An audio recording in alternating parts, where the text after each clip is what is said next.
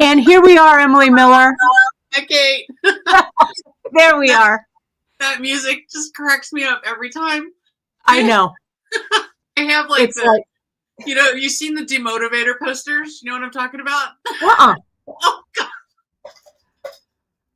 I'll them too. You know, when you go into an office and they have those inspirational posters? Oh, yes. They have some other ones that are the opposites, the demotivator. Oh, yes. I love that them. Music kind of reminds me of that. It is. It's a little kind of soar with the Eagles kind of a thing. I love it, though. I love it. I mean, yeah. I sent Kate a text the other day or something. And I saw that said, I wore stirrup pants old. And yeah, no, I have it here. You texted me and I almost lost my cookies. Emily texted me and you said, let me see, I got it right here. I once wore stirrup pants years old. It is true. It is true. I did have stirrup pants. I loved them. I know. I do too. Yeah. I had black ones, and I feel like I might have had like a Kelly green pair, like a really bright green pair. I had a houndstooth pair. Oh, yeah. It's houndstooth. Well, welcome to Sartorial Chat with Kate and Emily. We also are going to happen to do a holiday tree project. Me too, Carrie Bass. Yeah. Carrie Keaton. See, everybody, right? Carrie Keaton had red. Let's see. Karen K, they better not come back. That's right. No, you can buy those clips to make them into stirrup pants now. Yeah. I also did tight rolled jeans. What's that? To go with the Dickie? To go with the Dickie. Carrie Bass says tight rolled jeans and boat shoes old. I had the tight rolled jeans, but mine's were penny loafers, not boat shoes. Yeah. Yes, hilarious. Forever, man. Curtis, it's good to see you. Yes, Christmas in July today. We are so excited.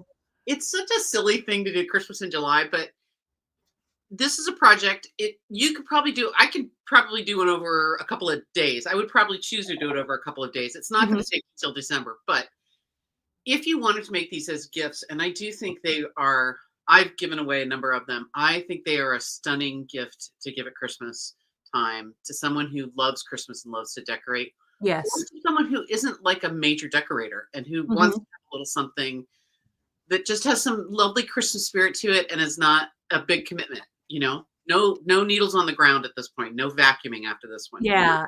No, this is, and I have a couple of friends in my quilt group. They make a bunch of, it always seems like they're making a Christmas quilt because they love Christmas or, any kind of holiday, but the Halloween quilts, whatever, whatever your kind of fall, winter holidays are. And it's really funny. So we have a couple of them. So this would be, if you do have a Christmas lover in your life, this is the way to go. I have a little forest of holiday trees that I put up, and I put yours up in my holiday tree forest. What color are you? Are you going to make one of these? What color are you making? I think so. I think, I'm really torn. I'm real torn. You can't just have one anyway, so it's okay. You can make a couple. Will you hand me the pink beads? I love the pink. The pink's because it's so like vintage, right? And then the teal, I think did I send you some of the teal? Oh my God, it's the teal tree. Look, Miranda, look at this teal tree. It came out really, really nice. I'm going to put it here. I'm going to put it up. Look. Yeah. See, I knew it was going to be Christmas tree colored. Girl. Yeah. I love it. So cute. Love. It really came out lovely. I'm really tickled by the teal. I think it has a little bit of a vintage edge to it. I think the ornaments stand out a lot better than against any of the other colors for whatever reason. I love it. Really come along. This is so 1950s.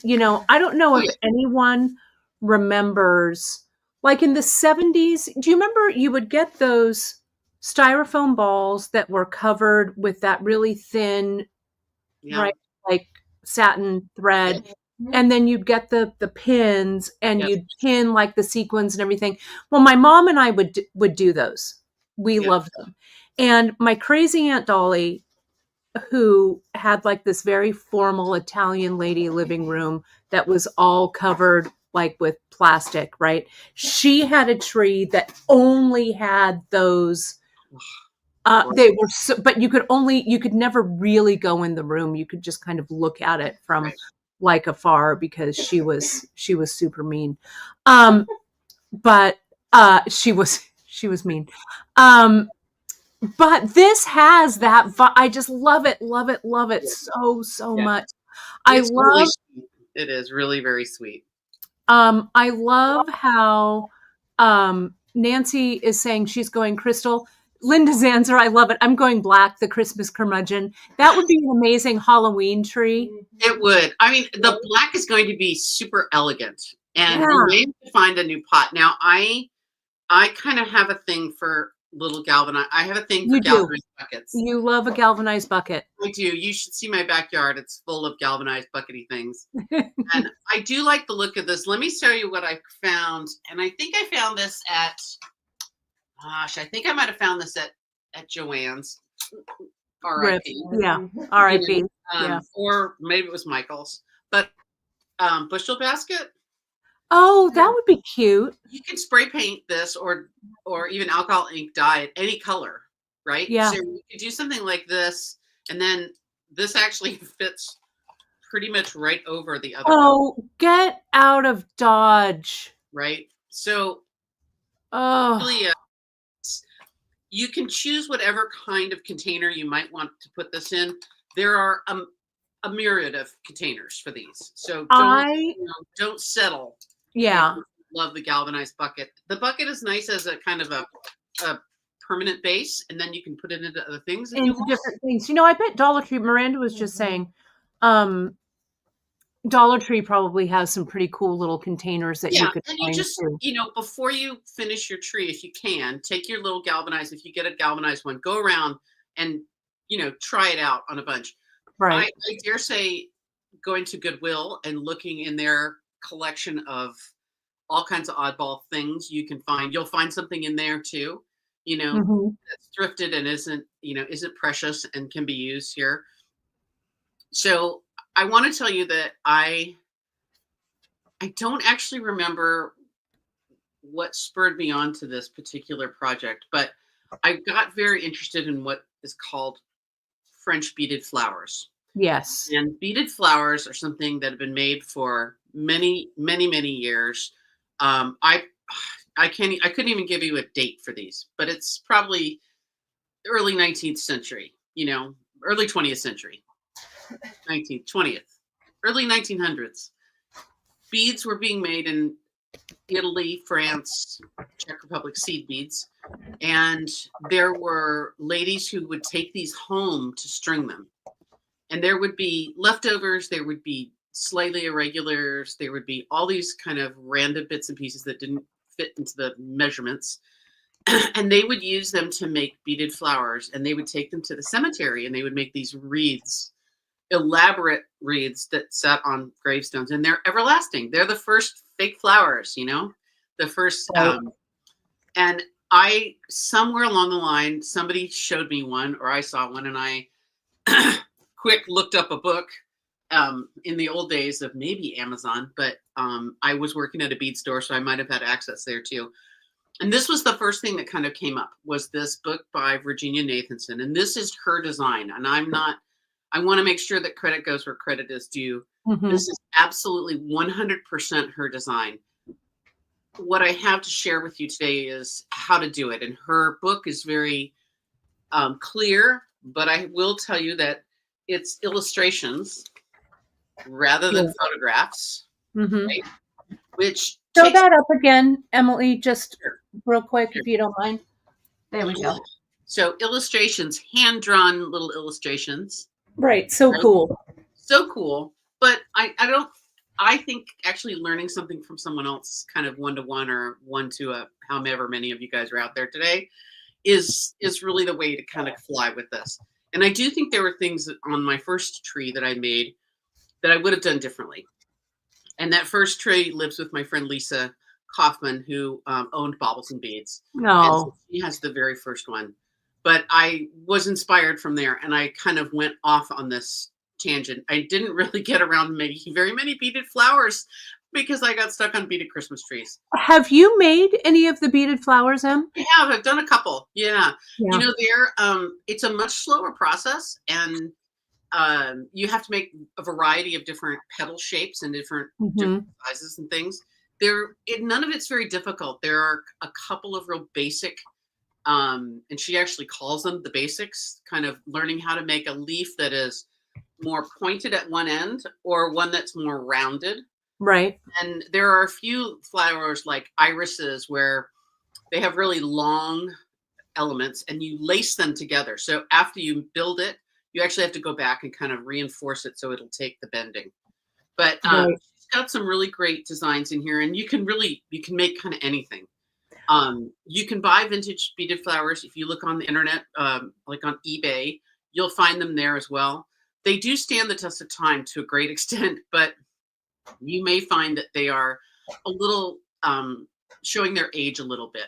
You know, I wrap my trees in a little saran wrap that's really good at sticking to itself when I'm ready to put it away. And I try and keep it as dust free as possible. If you choose to have it out all year round, which some people do, you're going to have to go in and dust it occasionally. And you just want to go in and dust with no chemical, but just maybe a very, very lightly damp little microfiber towel to kind of get in there and dust it off. You know what I have, Em? I have a little mini, like a little tiny, like craft vacuum.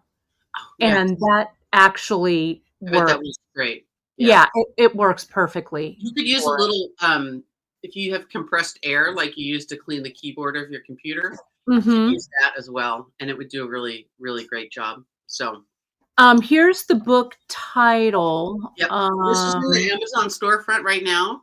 It is. I don't know if Virginia Mathinson is still around. I did reach out to her publisher a couple of times and didn't get any response. So this may be something that is just, you know, kind of it's in land of, I don't know. Yeah, kind of bead limbo, kind of, or whatever. She does say to make these to sell if you like, for user designs to sell, for pin money, which is a great way of thinking of it. I know, Kate, I know your grandma has some great money making deals that she would do, and I mean, I think donating something like this to a charity event, like a little silent auction or something, would be really nice for sure. Probably really generate a lot of people. I should make one. You know, speaking of pin money, two things. Gran would keep her pin money tightly rolled in a coffee cup in the shelf, in the cupboard. That's where the pin money went. Tightly rolled, tight in a coffee cup up there. And you knew, do not touch that pin money, because she knew exactly how much money was in that cup. One. Two, for my quilt guild, we do kind of a white elephant, kind of, it's not really a white elephant, but we do kind of like a gift trade or whatever. This would be really, I always try, because I'm extra, I always try and my gift make it something that people fight over. So I see Sherry James is having something that she has a tree under a glass dome, which was really is a lovely way to keep it out all the time. And it'd be beautiful. Our friend Mary C is here under Dolly and Twig, just so you know who that Dolly and Twig is. So Mary is saying, I love how you're talking about Christmas in July. It's reminding me to start my Christmas sewing soon. Good for you, Mary. Oh, God. Good for you, Mary. Kate, I do the same thing when I have done gift exchanges. I always want mine to be the one that everybody fights over. And it gives me great pleasure. Doesn't it, though? Be a rabble rouser, for sure. Oh, it's just terrible. It's just terrible. But in a good way. Yeah. So let me make a mention about all of the stuff and about the stuff on this project. So if you go to beadshop.com and you go to the homepage, it's on there right now. All you need to do later on is plug in Christmas in July or Christmas tree project. You'll see it. So there's a list of all of the products that we carry for it. The seed beads that Emily picked out, Janice and I picked out some really nice beads, some shaped beads, all kinds of cool stuff. That's all on that page. We also have a listing to our Amazon storefront. And in the Amazon storefront, the book is listed, the wire is listed, the little, the bucket, everything else that we don't carry, the plaster of Paris, all of that. So if you go to our Amazon storefront link, it's on the product page. You can also find our Amazon storefront link on our homepage under social media. You scroll down and it's there. But that gives us a little commission when you buy those products, because we just can't carry. There's just a small handful of things that we are going to need for this. If you are already a crafter and you happen to have some of this stuff around that will work, you'll probably be fine. Right. So, I'm going to show you today how to make branches and how I make branches. And I'm going to show you a couple of variations because I'm working on one of those giant projects that I hope my descendants won't have to send to someone to finish when I'm dead. Now, it's a goal to get it done for this Christmas. So I have my own goal this year for Christmas. I'm making a garland. I happen to have in this house. Yeah, I'm excited. Large mantle, and I do most of my Christmas decorating up there. You know, I have a dog. Same. You know, it's just a really nice place to keep it kind of contained and off the floor and that kind of stuff, out of harm's way. So my dream is to have a swag going across this mantle of beaded branches and have lights through it. So the little tiny lights. That would be gorgeous. I'm about I'm not quite a third of the way through. So wow. I got a long way from last year. So I'm sorry, I didn't mean to interrupt you, Em. It's okay. We've just been talking about this project since before last Christmas. I mean, nearly a year ago to get this one going. So yeah, I mean, it is an epic one for sure. Yeah, for sure. Kathleen is asking, do we only need one package of seed beads or how many packs? We have packaged them for you. Emily calls for about 130 grams. We package them in 150 grams, so you'd really have enough. So one package is all you're going to need for that. If you're buying them off Beadshop, you're going to need about 130 to 150 grams of beads. I also wanted to, Janice just commented, because we're getting ready for the retreat. Janice is working on beaded combs. So old, Janice, those combs that's the main reason I'm growing my hair out. Emily, we're going to make combs and put them in. It's going to be amazing. I have a project for that little bit of leftover last few beads. If you only make one tree and you have a little leftover and you're like, what am I going to do with these? I have a grumpy neighbor that I walk by his house, but he happens to have really good pine trees. And so I stopped one day and I said, hey, would you mind if I pick up some pine cones? And he's like, well, how many do you need? I said, well, I need a few for a couple of projects. And he's like, just so long as you don't take them all. And I was like, okay. I've been very kind of hesitant to take any. But since I've had Christmas on the brain, I started a new little idea. Oh, I'm going to highlight you. Look at how cute that is, Emily. I think this might work into something. And I think I showed you last time we talked about this, and I'll show you next week too. I made a wreath also. So if you don't make a tree, you can apply these same techniques to make something else. So this is going to be so cute. This is going to be a Christmas ornament kind of a thing. Yeah. I don't know. There's going to be some more greenery, and then I'm going to wrap this over in some fashion. I'm not quite sure where it's going yet. Yeah. Oh, it's so cute. A really nice little pine cone. I mean, you could also do a little bit of glitter on the tips. We used to do that. Or just a little bit of white paint on the tips. Yeah, would be. I have those pine cones literally right in my backyard. That's going to be so. This kind of size is kind of nice. Yes, perfect. It could lay on a table, the greenery and the real pine cone. It would be really pretty to hold place cards at Christmas. Yep, wrapped around a candelabra, or a candlestick. It would be just. I think it has a bunch of uses. Yeah, no, that's great. I love the curmudgeon pine cone for sure. Grumpy. Oh my god. So grumpy. So well, grumpy. I will add your overhead. I'm super excited to see how this goes. So I'm just going to do some bead packaging. So I don't want it to be loud. So I'm going to mute myself, but I'm right here listening and I'll unmute. Awesome. Okay. So let me tell you guys, because I've gotten kind of seriously into making this stuff, there's a few things I've done to, I think, make this more assembly line-ish and to kind of keep myself organized so that I don't over make branches, or I don't make branches I don't want to need, or kind of anything like that. So I really do start this project with the branches, and that to me is like, it's the place that takes the most time and the most amount of labor.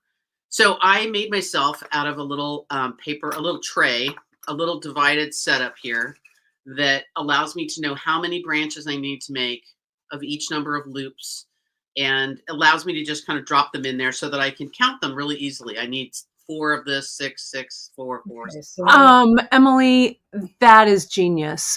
Miranda and I are both standing here going, we want that. Well, and I was thinking today, I got this little plastic tray at Daiso, which is my favorite little Chinese Japanese dollar store. But you could really do this with a shirt box, that you would put a gift box for a shirt. For sure. Yeah. In the cardboard box that comes under a case of sodas, like you buy your LaCroix and at Costco, and it comes in like 4 packs, and it's in like a little cardboard pack. Right, that's a good idea. That would be a way to get a really easy one. And I literally just used index cards for this, but it really has simplified my life to help me organize. And so I think organizing yourself to make it go along the boring part go along a little smoother is kind of a good thing. And it looks so like you're making progress. You can really measure your progress. There's my ruler, Kate. Oh, you found it. Oh, phew. I'm in a safe place. Kate and I were talking before the broadcast, and I took a ruler and I marked out the space that I need for the number of beads that I need. So there's very little counting in this, which I think makes life a little easier. So I love these little steel rulers that we've carried in the past, but you can do a piece of paper with 1.25 inches marked out on it, a little bit of cardstock or something that just makes it really super quick and easy. I did like these because they're durable. I'm not going to lose these and have them kind of go anywhere.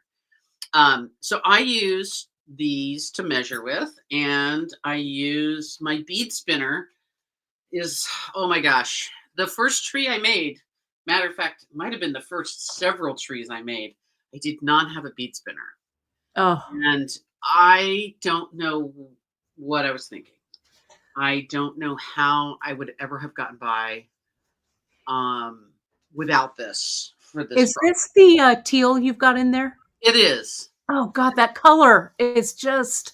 I know, it's pretty delish, isn't it? Yeah, it would make a great Hanukkah tree too. Yes, and I made a Hanukkah bush for a friend,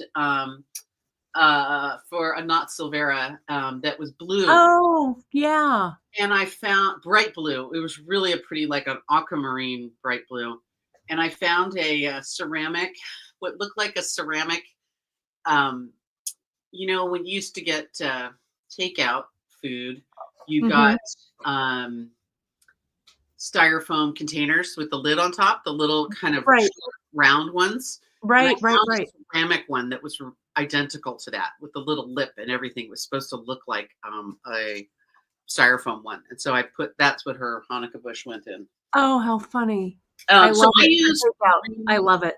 I use the green wire primarily, the green floral wire, but there is silver floral wire. So Kate, your pink tree that you're going to make, I would actually use the silver floral wire. That's a good idea. I'll go ahead and link it. I think that you folks on our Amazon link actually bought out all of the floral wire that was on that link.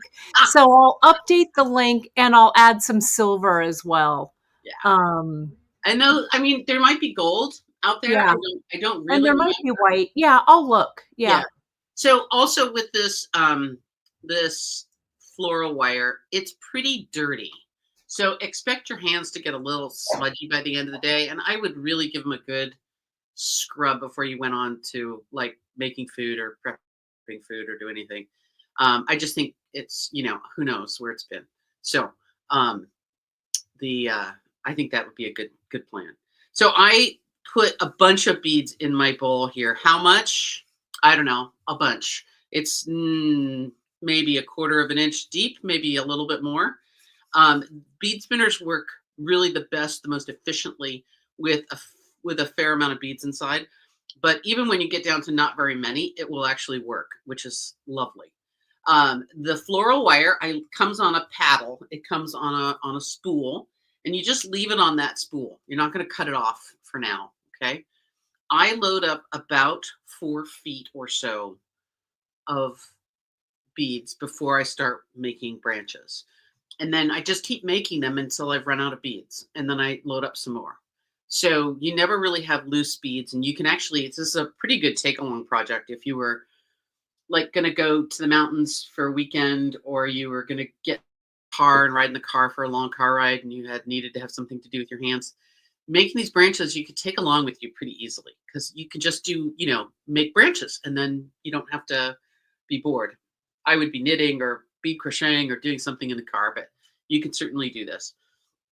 We're going to use the wire itself as the needle to get the beads out of the bead spinner. So there's no needle required, no thread, none of that jazz. I'm going to use my wire straightener. I just discovered this. I don't know what took me so long, that it really helps to straighten my wire a little bit. So what we're doing when we do that wire straightening is we're actually stiffening up the wire. We're making it a little bit more brittle, but that's okay. It works really well to help bend a curve shape, just like the needles that we use for the bead spinner in that wire. And then that, excuse me, that really works to allow you to pick up the beads really easily, right? So if you imagine this is the face of a clock, this circle of the bead spinner, the bowl, I'm going to put my needle in at about 7:30, right? That hook bends around and it's going to kind of go into the stream of beads. And then I'm going to turn my bead spinner. And as I'm doing that, I'm kind of watching the beads go climbing up my needle, and I'm adjusting where that needle is. And when I get a bunch on, I'm just going to put my finger on it and slide them down. And they're just going to go down. I've unwound some wire and it's kind of sitting to my side, heading for the ground. And I'm just going to keep doing that until I have a bunch of beads on at once. I find that once you get kind of past like 4 feet or so, it's just a lot of moving the beads around on the wire, and it doesn't really make it any faster. I do also think that this has a lot of repetition and a lot of repetitive motions in your hands. And it's a good idea to kind of take a little break. So if you have to stop and do something else for a little while, it kind of imposes that break on you so your hands don't get so tired. Now, periodically in these beads, you're going to find little flawed beads or beads with a little irregularity. You can choose to leave them in or take them out.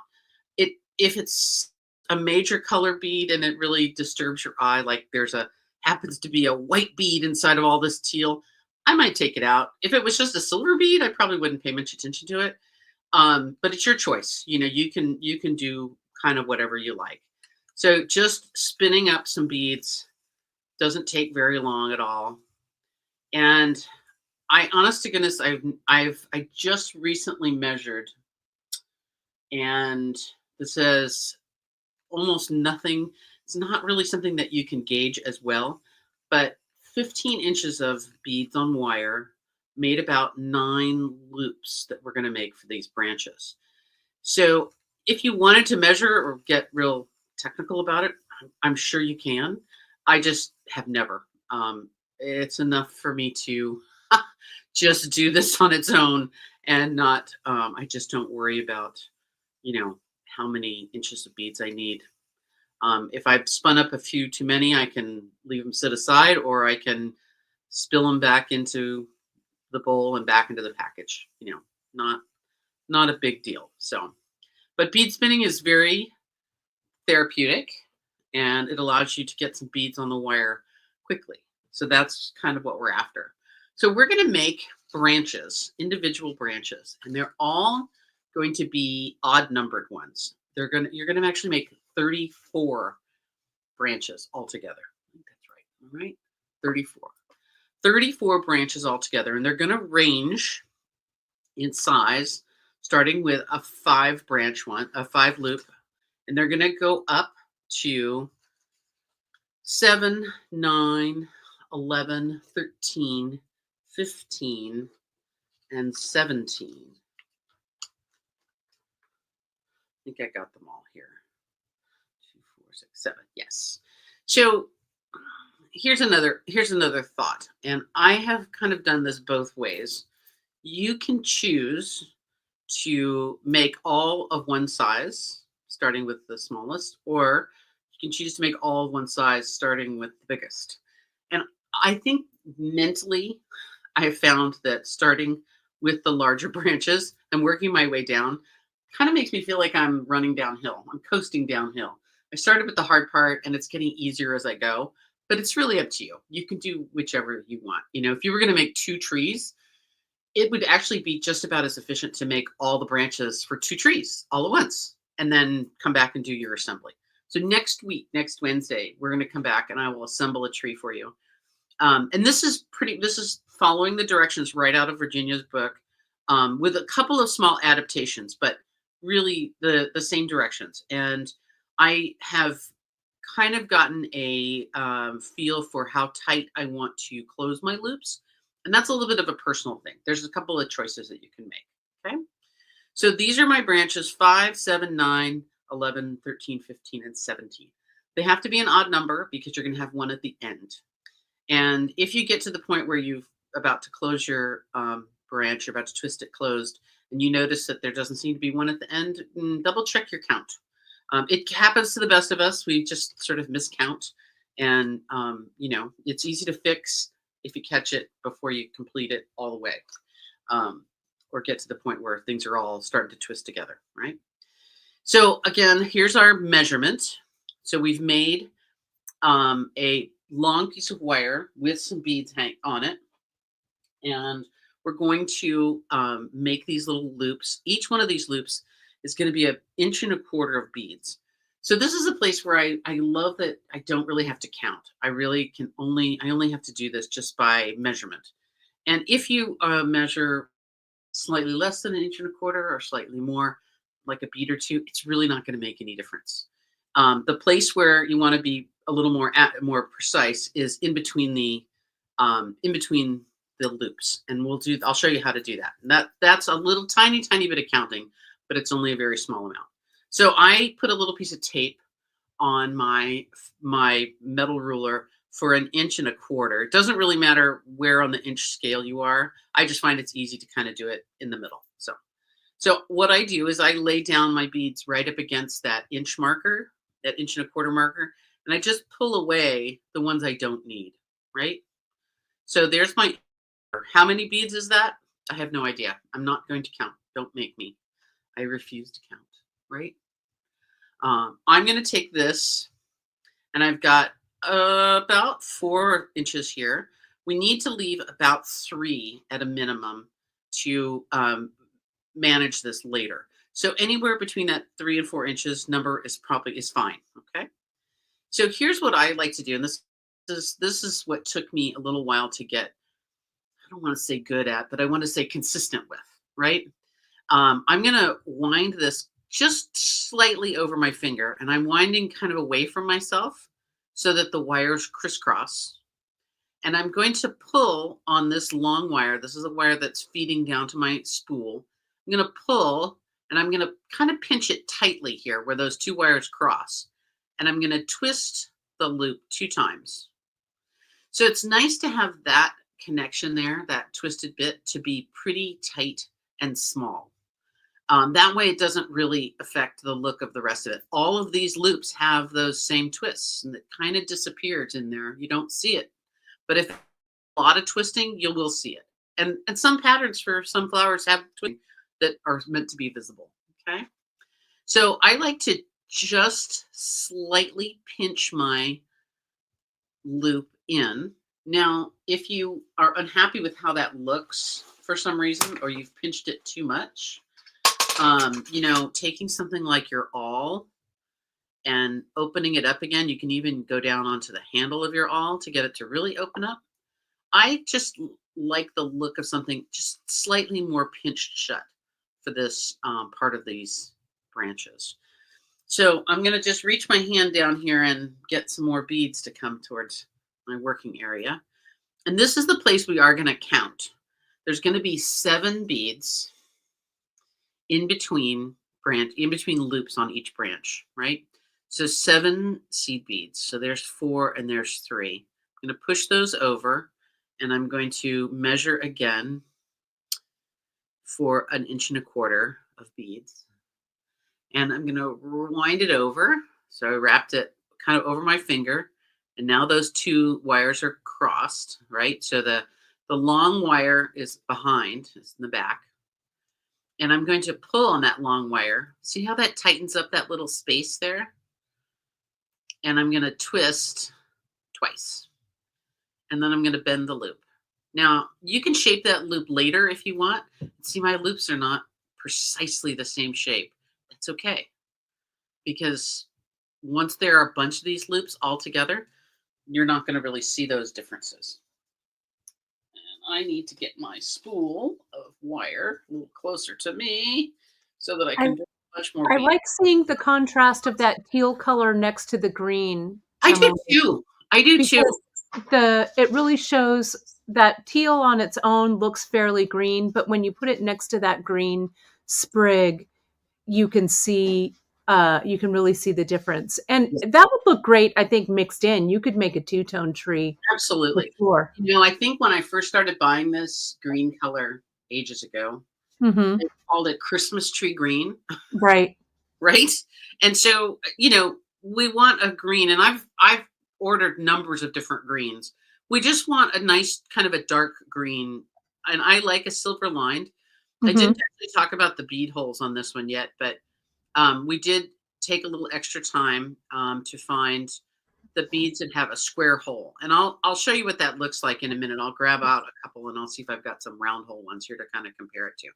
The look is a little bit different. The square hole gives us a little bit more of a reflective, sparkly kind of effect. So I like it for this project. You don't have to have square holes 100%, but I like the look of it. So I need 7 more beads, and then another 1.25 inches of beads for my next loop. Now, this is over by 1 bead in my estimation. I'm going to bring my camera down just a tiny bit more and see if we can stay in focus and show you what I mean. So, okay, cleared one out. That's over 1.25 inches by 1 bead, right? So I could take away that 1 bead, or I could leave it there. It really won't make much difference, that 1 bead. If it was 3 beads, it would make a little bit of a difference in the loop size, all right? So again, I kind of wind that away from myself, over my finger and around.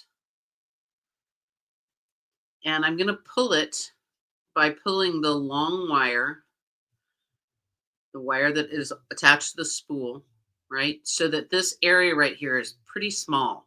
I want that place where I twist for those beads to be pretty tight when I do that twist as a result, right? So I'm spending a ton of time shaping these right this minute, which I usually don't do quite as much when I'm making them myself, when I'm kind of clicking along. There's 7 beads.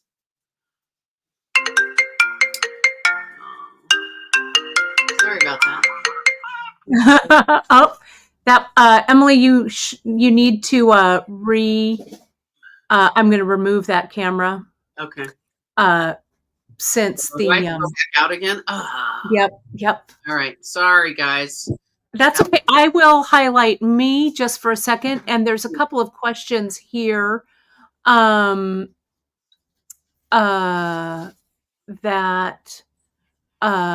Janice is saying, Emily, I'm glad you don't have to have the square beads. We couldn't find them consistently, so the ones that you're working with actually are round holes, FYI. Okay. We tried to find them, but we're still looking to find them consistently. Those beads sell out super fast. Sarah, the beads for this, we have put them in the 150 packages for you, so you only need one package, right? And Emily we use about 130 grams or so. And I was in the middle of texting Danielle Wicks, so that whole thing that I just said just is now being texted to her. So Danielle, if you're watching, just ignore that, please. So I'm taking this out. Some other questions here. Let me do this. There we go. All of the collection is here under the Christmas in July. And Emily, I see you. Let me add you.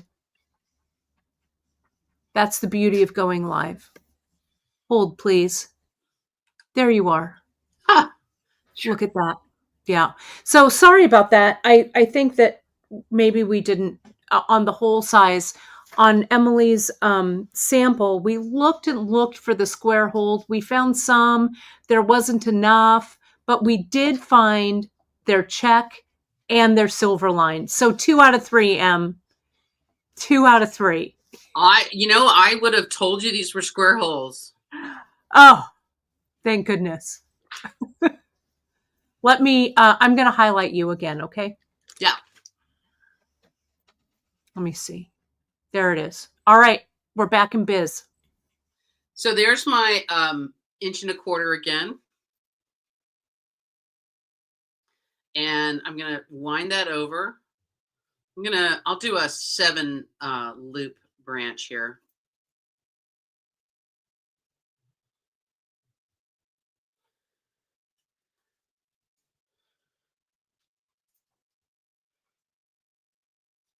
And just slide some more beads down. Come here, you. And we'll get that 7 loop branch going, and then we'll make it all the way to the end. And then I'll show you some ornaments that I did. Kate and Janice did a really nice job picking out some ornament beads. I, in the past, have used all kinds of different beads for ornaments, and I really love adding a little bead cap to the ends. I think it just makes an ornament look kind of amazing. Yes, so finished. I've also seen, Emily, on your ornaments, and people can search for them. Yes. You've gotten some little tiny, like old-fashioned glass ornaments. I did a couple of, there's a couple of things that I've looked for on eBay and found. You can buy old strands of Christmas ornament, Christmas decorations. And they're so cool. You can make those into ornaments. So like a blown glass bead, but it's on a strand. And I even found some one year. I found some at a florist, kind of a fancy florist that did a lot of Christmas decorations. They had Christmas ornament earrings. And the little ornaments they were using looked just like little Christmas ornaments. And so I bought several pairs of those and used them. They were good scale. But anything in the sort of inch long ish kind of range is a good range for beads. The ones that Kate and Janice picked out, some of the strands of mixed check beads. So there's 7 loops right there. So I will just double check my count, 2, 4, 6, 7 loops. And I'm going to take my wire cutters and cut off, again, about 3 or 4 inches there. And here's a little trick to keep yourself out of trouble for the very next branch that you make is quick like make 1 loop. And this keeps your beads from hold them on. Yeah. Right? Smart. That way you're kind of ready for the next branch, but you can actually put your work down without worrying about the beads getting away from you, right? So smart. Emily, while you're doing that, would you also talk about why you're using floral wire? Oh, sure. Other than besides any, I mean, I guess you could use other wires, but you want this to really last for the ages. So if you talk a little bit about floral wire and why that's your wire of choice. Well, I'm using this right now. This is a great place to sort of show it. So floral wire, this is 26 gauge floral wire.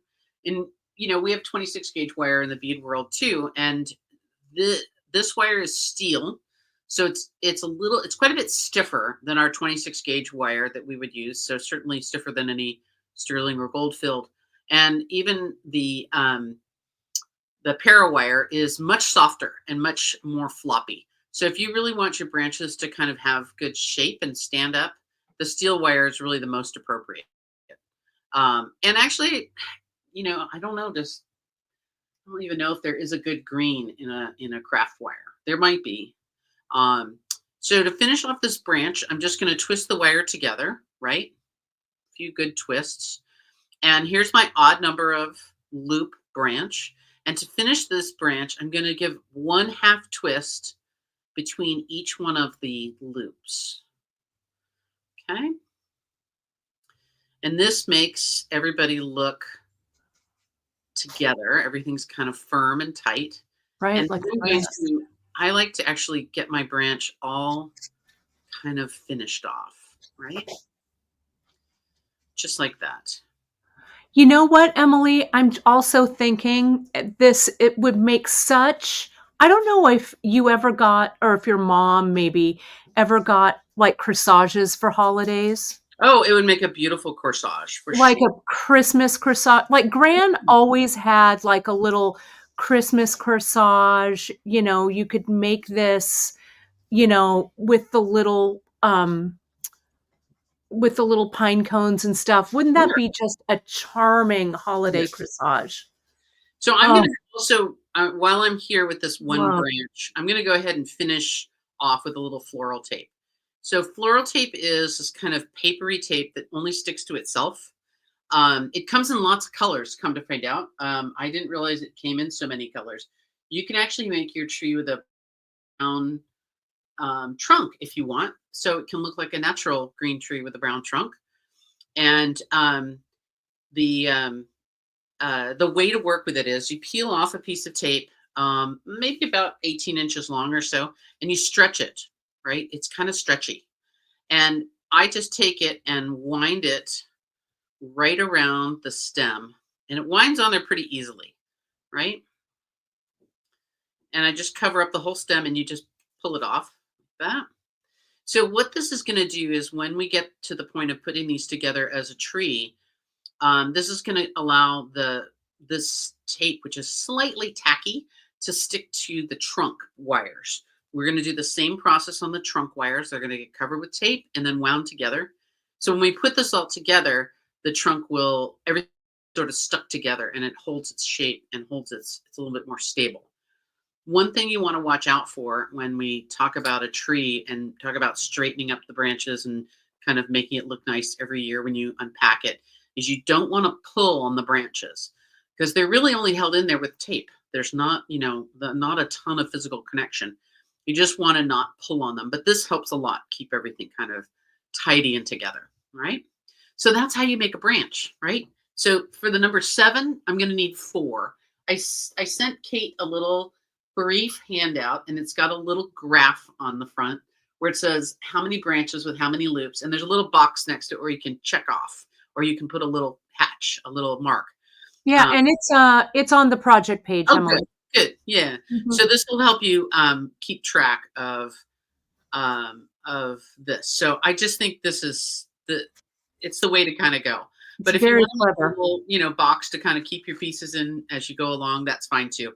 I used to just lay them out in a little row and get going on them. So this is the same process you're going to do for all the branches. It's just going to vary between 5 and 17 loops. And like I said before, when I do these now, I start with the many loop branches, the 17 loopers, and I work my way down to the 5s because the 5s take no time at all. And so you get through it fairly quickly. Okay. Awesome. So let me show you a few ornaments, and I'm just going to lift this up a little bit. Everybody was good with that branch? You don't need me to do another one, or do you need me to do another one? Let's see what people, it was pretty comprehensive. Yeah. There are a couple of questions here. Kim has a question about, does the floral wire stay looking nice over the years?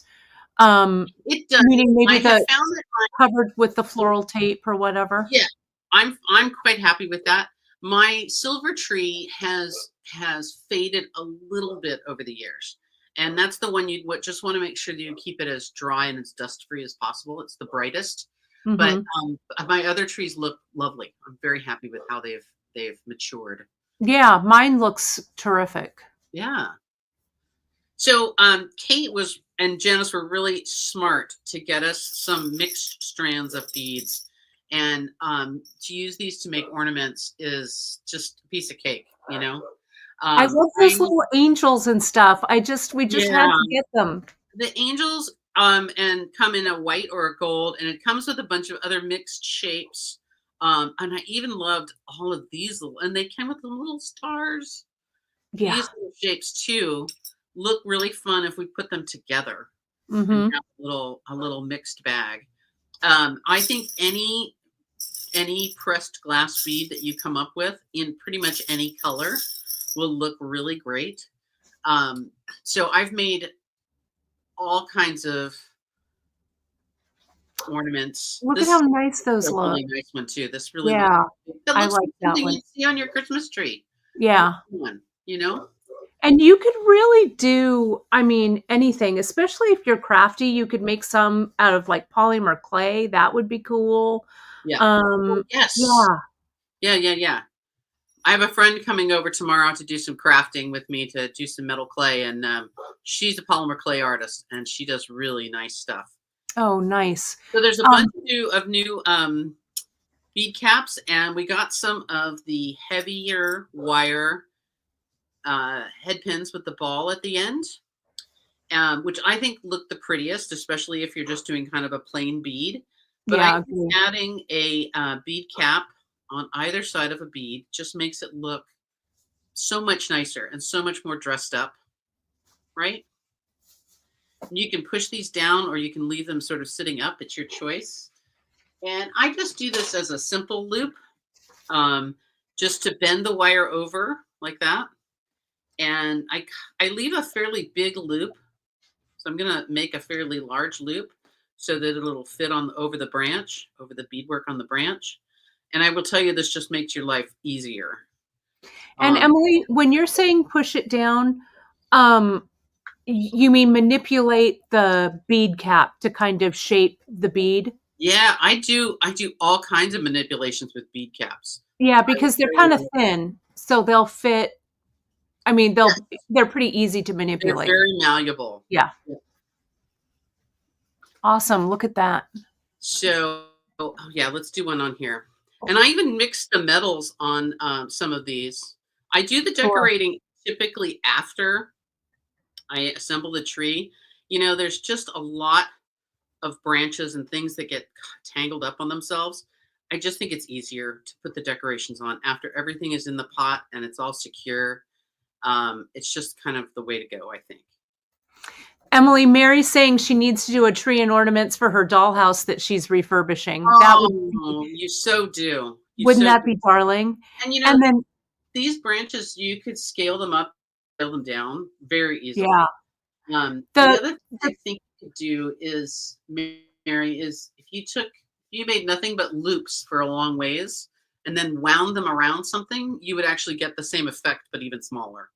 Oh yeah, that would be real right. So It would kind of put them in pliers a cone and, shape or whatever. right. Just bend them down, bend that bead cap down. You're a little out of frame, Em. Sorry. There you go. Yeah, look at how nice that comes together. It fits on there so beautifully. Yeah, beautiful. Really nice. And then, so Karen K is asking also, if she wants her tree to be a little fuller, you just make more branches and put them in closer together? Absolutely. Mm-hmm. Absolutely. This is just I love this bead. It's such a good. Oh, I'm so glad. I could not pass up those little strands. That was a good call. Very good call.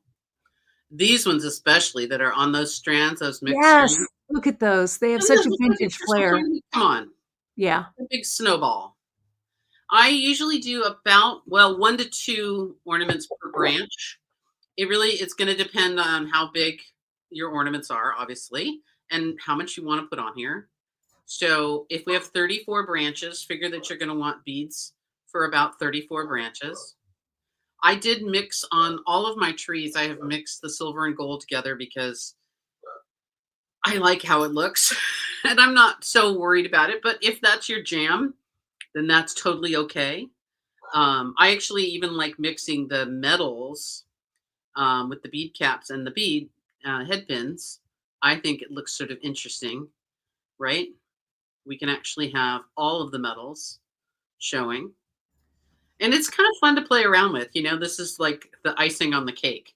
So this is a fun part of this whole adventure is to make the ornaments. And this is a watching TV kind of project. You can make these and be very casual about them and make a whole bunch and then decorate your tree, just like you decorate your tree at Christmas time. They're so great. I really love white and gold together. I think it looks really spectacular. I have done garland strands for these trees as well. So you can do that. So these bead caps are really malleable. You can leave them like this where they're fairly domed and it kind of gives you an oval. You can actually push them together, push them down so that they bend onto the bead to make it a little more form-fitting.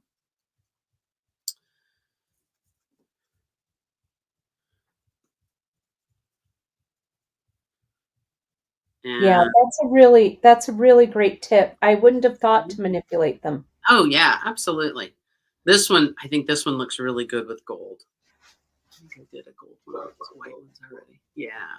And this was one where I actually left it up a little bit more dimensional because I thought it showed off that whole bead a little bit better, right? Okay, I'm gonna print. Having those dimensional bead caps at the ends kind of shows that bead off a little bit more. That looks great. Oh, I love it. Robin has a question here too.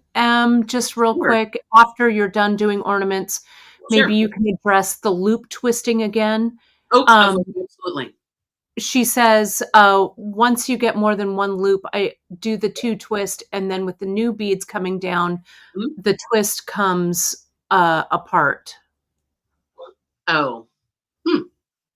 So maybe you just want to make sure that you're continuing to twist in the same direction. Yes, and you want to make sure you're just twisting the loop itself, not the whole strand. Hold on a second. Did my wire fall down? Oh, I must have lifted. Usually I tuck it under one of my pliers, and I must have lifted it up to do something. So hang on. I've got to reach down here and get it. Where are you? There you are.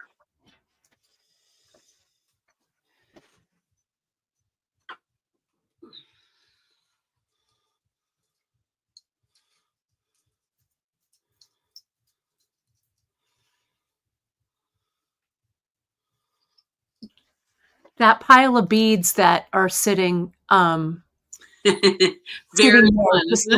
looks so good. Mary and I'm texting with Mary now because she's like, oh my God, I've got to make this. So our next Montera trip, we're going to make our trees. All right. I'll get my 7 beads. So here's my loop that I made to just hold things from sliding off, right? My 7 beads. And is this Robin that's having this trouble? Yeah. All right. So I'm going to wrap over my finger so the wire comes around behind, right? And I'm going to pull this down snug. And then I'm twisting towards myself 2 times.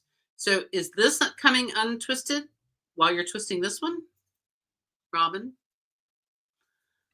I think that's what she's meaning, Okay. If you do the twist, it's much harder to get on the tree branch. I'm not sure I understand that, Janice.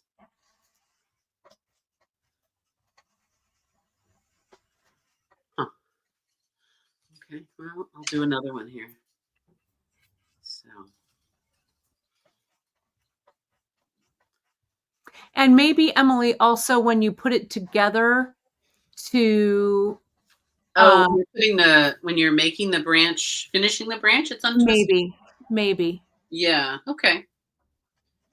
But essentially, you're just doing that the twist, and you leave, like, how many beads, how many are you putting in between? 7. 7. Mm-hmm. 7 beads here. I'll do a 5er here. That's pretty fast. Okay. Go warp into Emily's speed. Right. Right.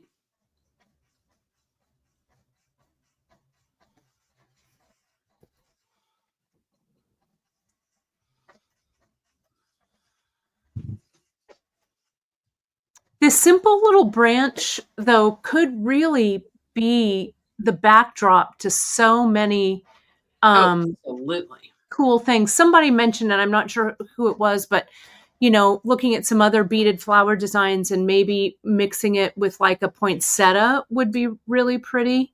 I do think these kind of would make fun. You could make these into, what do they call them in the floral business? Like a pick?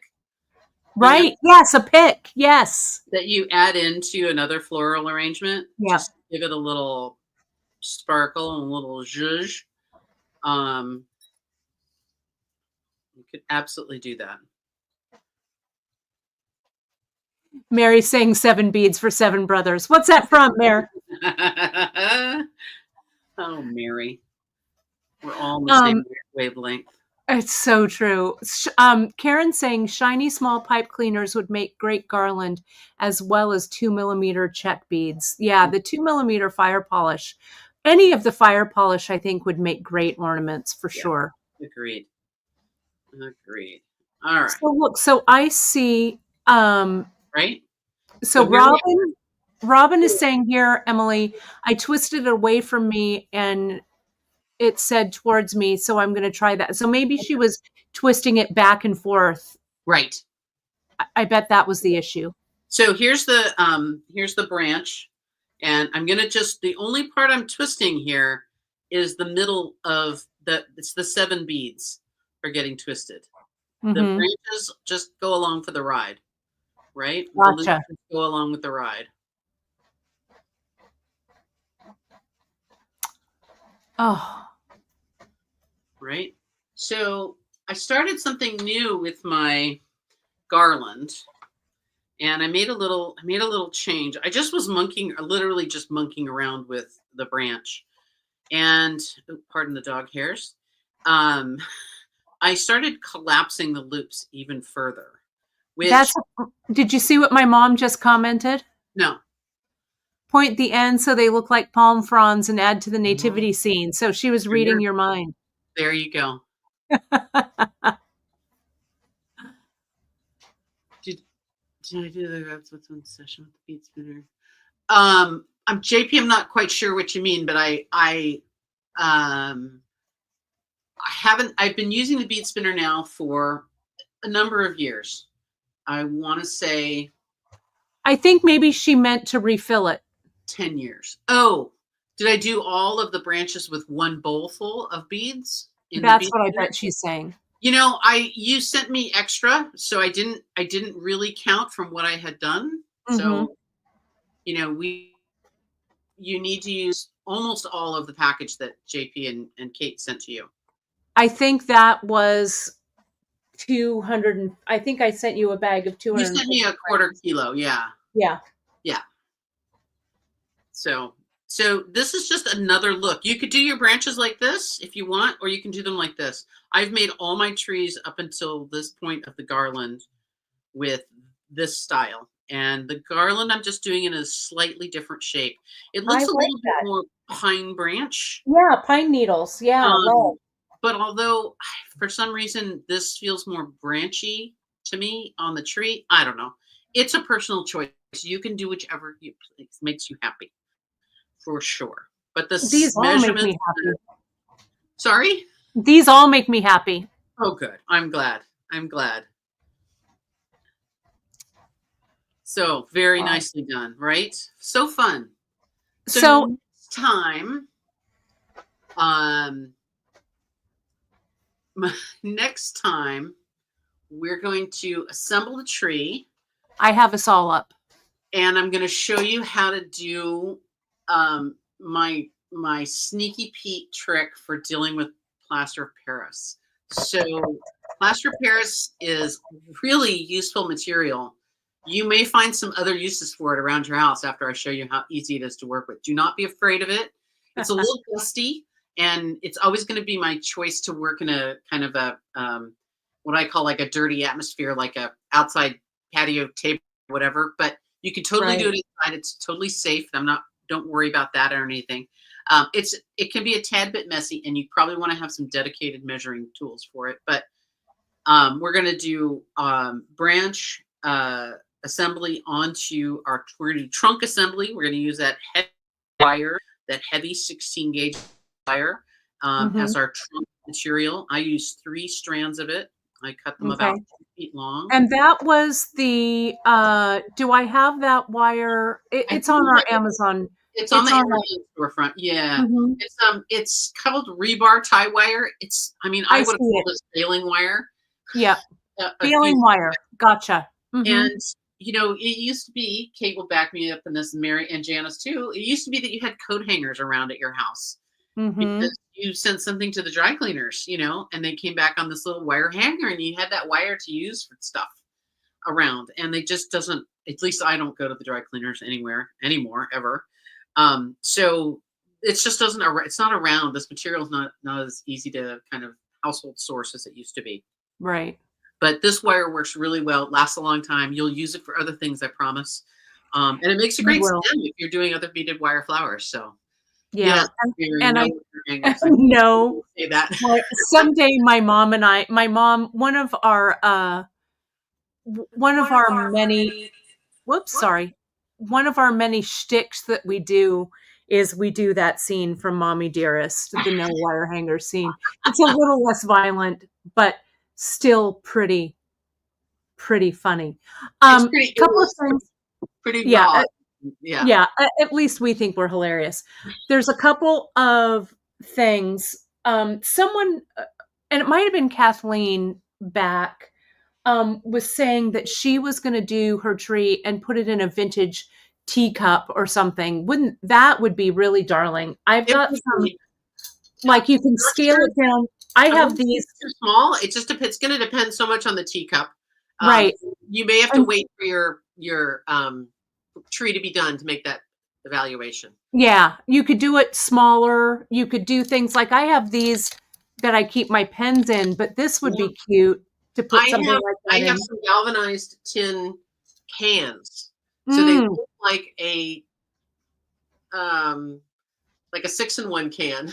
Yeah. 1 tomatoes, you know, they use in the big restaurants, a big can, you know, they look just like that without the label on it. A can would be perfect. You could wrap it in Christmas paper. That would be, you could spray paint them. It's a great decoupage. Put your plaster plaster Paris down the drain. She's absolutely right. Plaster Paris does not ever go in the sink. Never. but I have a way to do this that's so tidy and so. Oh, I can't wait. You're good. You guys are gonna love it. You're And gonna go, thank you. That's all I need to know. I can leave now. I love it. And Mary, yes, Mary says she still sends out marked shirts. Do you want me to save hangers? No, that's okay. Once you buy one spool of this, yeah, it's true. Why you're set for life. It is true, but save a couple hangers anyway. You and I can reenact the scene. They're super. It's like the super kind of easy to have around the house material. I mean, my mom she had lots of kids, so she always saved things that we could use again for crafts. Tin cans were one. We used to decoupage on them for Father's Day gifts. Any kind of useful jars. She always kept those for storage. Jars, you can't. Yeah, it's like you really assess that jar. Yeah. No, and so there's a few things around the house that I mean, my sisters in the 70s, my mom would buy frozen concentrated orange juice in a cardboard tube. And you made candles. No, we made hair curlers out of them. Oh, we made candles with ours. My sisters had long straight hair that went under, and they would roll them up in those and pin them and sleep in them overnight. And then they would take them out in the morning and it would be curled under. Right. Oh, we used ours for candles. Gran would save them for candles. And that was the perfect size. Curtis is asking if you would put the tree front and center so we can do a screenshot. Absolutely. I sent Kate a photo, so there should be a good one. But let me do this. Let me do this. You get straight here and move to the side. There we go. That looks amazing. And I like that the branches are spread out a little bit because you can really see those ornaments. If you set this anywhere where the table wobbles or anything moves or there's a little draft, the ornaments move just slightly and they're just sparkly and pretty. So I agree. I like having the branches be at a point where they support that ornament kind of out in the air and and actually you do not have to put ornaments on your tree. No. I've given away a few that had no ornaments. And in fact, this green one that I'm going to make next week is a request for my friend Cheryl, and she asked for it to be naked. So and people can have the fun of just decorating it themselves. Back to cans that we can't throw away. I still also can't throw away a tuna fish can. I can't. My dog is looking at me like I'm crazy. My dog likes the tuna water from the tuna fish can. Yeah. So I give her that, and then I rinse out the can and give her that water as well. Yeah. So I can keep the can. Yeah. But it's just a tuna can. You just can't. So this is the Garland. Here, let me solo you. This is the Garland I'm working on, and Emily, it's ridiculous. It's so beautiful. It is really pretty. I'm super excited about it. This has three that wire, that heavy gauge wire, three layers of it. Yeah. And I started just making small groups. This is the same way I did my wreath. I just made groups of 3 branches together. Right. And started using the floral tape to attach them. So I'm very happy with it. Oh, it's gorgeous. I need to continue.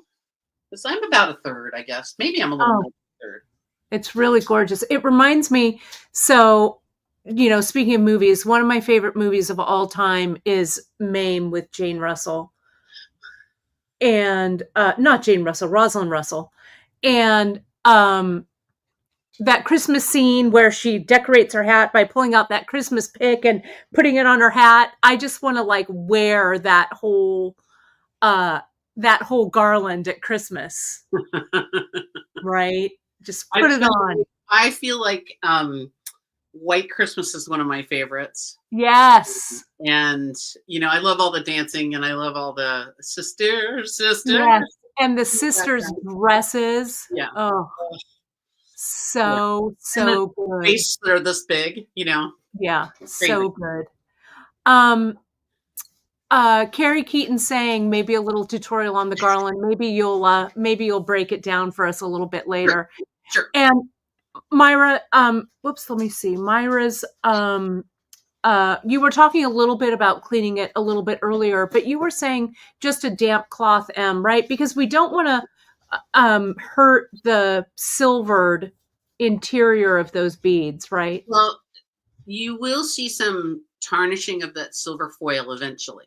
It's a long ways off, and really, generally, I think being in like a damp closet or in the damp garage is probably a worse place for it than being like on the shelf in the linen closet where it's nice and dry and everything just sort of stays there.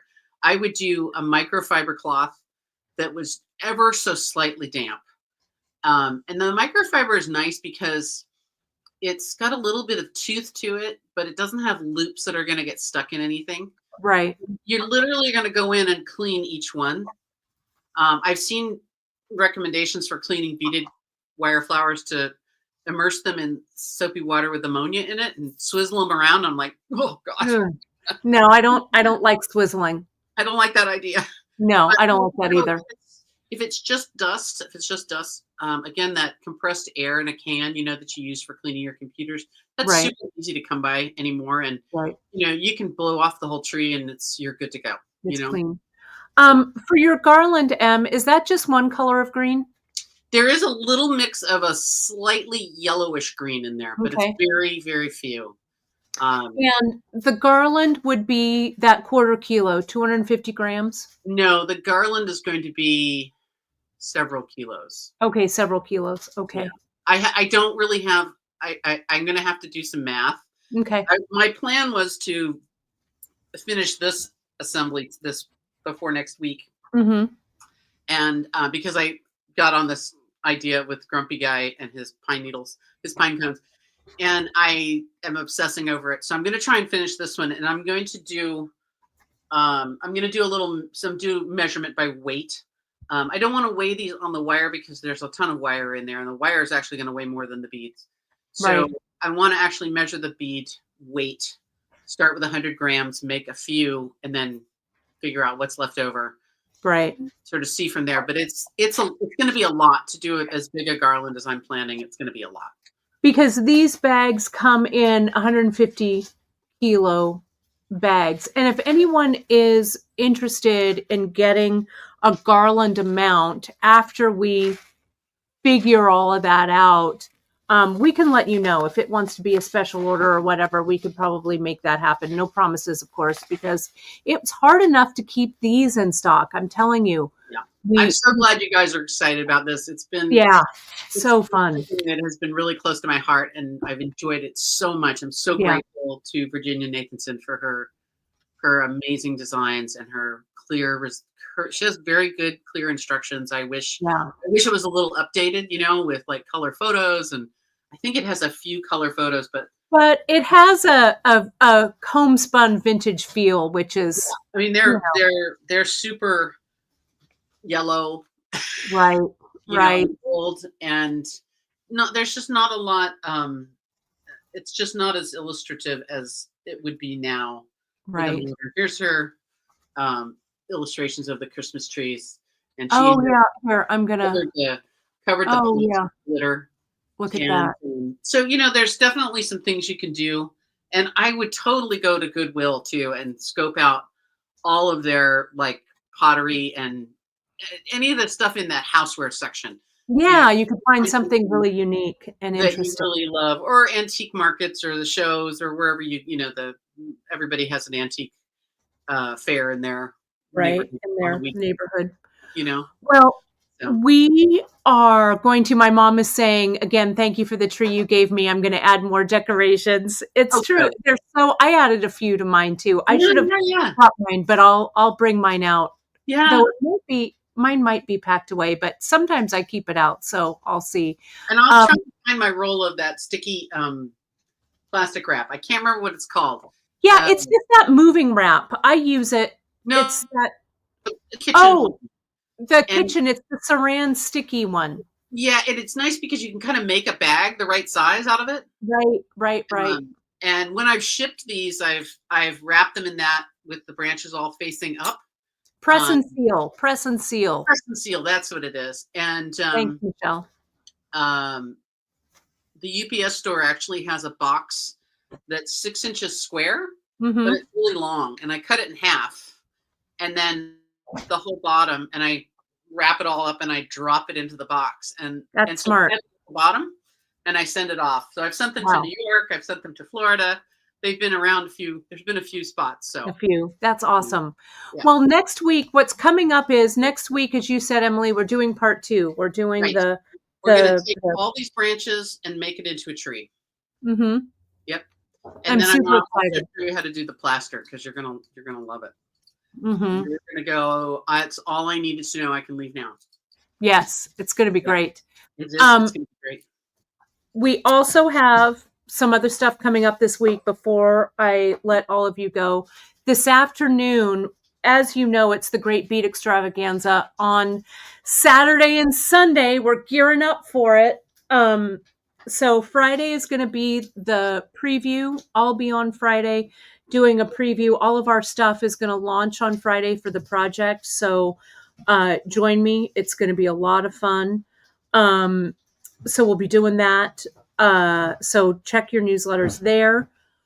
Today, we've been doing, Emily, this trip around the bead world. I saw that. Which is really fun. It's actually an idea that I came up with because when we're together with Mary, we do something called a trip around the world, where we take pictures of each other and then we have the whole group in photo form. Trip around the bead world is we're doing the TGBE presenters, and there's 2 of us kind of interviewing each other. So it's been a lot of fun. I'm with Neelay Patel this afternoon of Silver Silk, so I'm really excited to hang out with him. So you'll see that. That's up on the YouTube channel. It's also up on the Great Bead Extravaganza channel, and there's a link in this morning's newsletter. So you'll see us today at 3:30 Pacific time. Then, as I say, all of the TGBE stuff, and then we'll go right into Emily back with us next week to finish up this tree. I am excited. I'm excited to make this tree for Cheryl, my friend Cheryl, and it's such a pass these on to people. So yeah, it's really fun. Well, thank you, Em, so much for doing this. And Janice put in so much work getting all of this stuff in. So we really appreciate you, JP, because there was a lot of moving parts for this one. But now that we've done it, we can do a million different trees. I'm happy that we can get lots of different colors. I think the one would be really, really pretty. I can't wait to see your pink one. It might be fun to see if we can find something like I wasn't sure that a red tree would work, but maybe something in a maroon or a dark red. Or something for fall, make like a turning, like a leaf fall turning one. Turning leaves color. Yeah, absolutely. Mm-hmm. I did want to put up real quick, because I didn't do it at the beginning. My friends, you know where to find us everywhere on socials. At beadshop.com, over on Facebook, at our Facebook group, The Bead Table. All of you were so great over at The Bead Table, helping other people with questions and comments and putting up your projects. We love it when you post your pictures up there, and we hope to see a lot of trees and garlands and all that kind of stuff being posted up on The Bead Table. Post it also on your Insta and give us a tag at beadshop.com so we can repost those. Our Pinterest pages are full of great inspiration. And of course, my friends, if you're watching us live or on the replay, hit that like, subscribe, and notification button. We are inching up to 100,000 subscribers, and that is the nearest and dearest wish of my heart. So if you're watching, and I know you are out there, if you are not a subscriber, do me a solid and hit that subscriber button. We'd really love to see that. Everywhere on socials, as I said, on beadshop.com. And questions, hit us up at info@beadshop.com, and we will get back to you as quickly as beadily possible. I think that's it, Em. Cool. So great job. So good. So fun. Yeah. People were saying they had such a fun time with this. Oh, I'm so glad. I can't wait to see the trees popping up in the bead group. That's always does my little heart. I just get a little boom, thrill from seeing those pieces show up. So yeah. and Yeah, I love it. I think you'll also enjoy Virginia's book if you order that. I really think that's a nice way we can always support designers, and it's a lot of fun. So Yeah, definitely do that today. yeah, Right when we get surprised off. you don't have one actually. I know. I'm kind of surprised as it true too. But Shocked. all right. Well, Em, I will see you next week. Thank you all. I'll see you all this afternoon with Neela and I for a lively chat. And we'll talk soon. Yeah, Thanks so much, Em. All Bye, right. guys. Thanks so Bye, much. everybody. Bye.